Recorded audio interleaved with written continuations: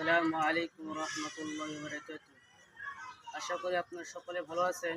আজকে চলে আসলাম রায়গঞ্জ স্বাস্থ্য কমপ্লেক্স হাসপাতালে। যে হাসপাতালে চলে আসলাম, এই হাসপাতালে শুধু মানুষ কি করে, এখানে যারা অসুস্থ তারাই এখানে চলে আসে।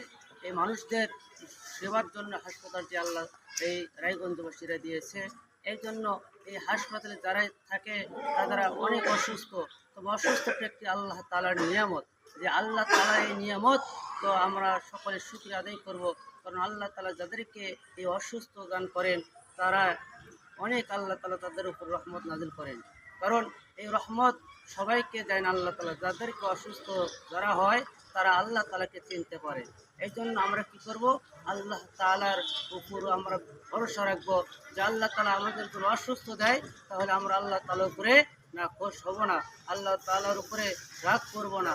আল্লাহ তাআলা আপনি আমাকে ভালোবাসেন বলে তাই এই জন্য আমাদেরকে অসুস্থ দেয়। এই জন্য আমরা কি করব, সকলে আল্লাহ তাআলার উপরে খুশি থাকবো ইনশাআল্লাহ।